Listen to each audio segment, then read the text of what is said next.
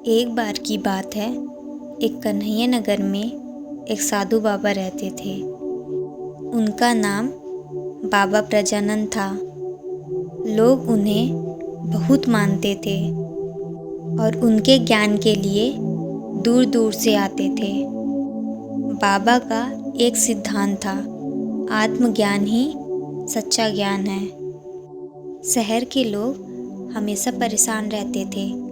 वे धन, संपत्ति और सफलता की खोज में लगे रहते थे, लेकिन कभी संतुष्ट नहीं होते थे। एक दिन एक युवा लड़का जिसका नाम मनोज था, बाबा के पास आया और बोला, बाबा, मैं बहुत मेहनत करता हूँ लेकिन फिर भी मुझे सफलता नहीं मिलती है। मुझे क्या करना चाहिए? बाबा ने मुस्कुराते हुए कहा, सफलता पाने की खोज के लिए अपने अंदर झांकना जरूरी है। क्या तुम अपने आप को जानते हो? मनोज ने कहा। लेकिन मैं अपने सपनों को जान पाया, खुद को नहीं जान पाया। बाबा ने मनोज को एक साधारण सा कार्य दिया। उन्होंने कहा, तुम हर दिन सुबह सूर्योदय के समय जाकर 1 घंटा ध्यान करो, अंदर की आवाज सुनो। मनोज ने सोचा कि यह बहुत आसान है और वह तुरंत राजी हो गया।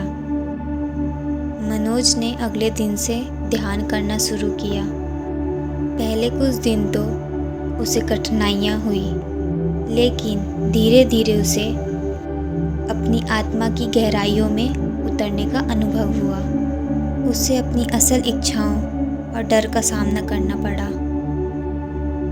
कुछ हफ्तों बाद मनोज ने महसूस किया कि उसकी सोच में बड़ा बदलाव आया है।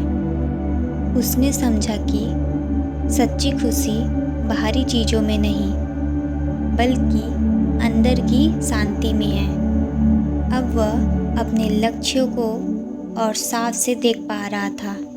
मनोज ने अपनी नई सोच साझा करने के लिए शहर के लोगों को बुलाया और कहा, सच्ची सफलता आत्मज्ञान से आती है। हम जितना अपने अंदर झांकेंगे उतना ही हम अपने लक्ष्यों को हासिल कर पाएंगे। बाबा ने मनोज की बातों को सुनकर कहा, तुमने सही समझा, आत्मज्ञान से ही मनुष्य अपनी सच्ची क्षमता को पहचानता है। शहर के लोग अब ध्यान करने लगे और धीरे धीरे उनके जीवन में भी सकारात्मक बदलाव आने लगे।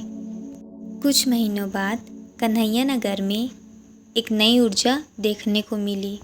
लोग अब एक दूसरे की मदद करते थे और अपने अंदर की खुशियों को खोजने में लगे थे। मनोज ने सीखा कि असली सफलता बाहरी दुनिया की दौड़ में नहीं, बल्कि आत्मज्ञान में है। आत्मज्ञान हमारे जीवन का सबसे बड़ा धन है। इसे पाने के लिए हमें केवल खुद से जुड़ने की ज़रूरत है।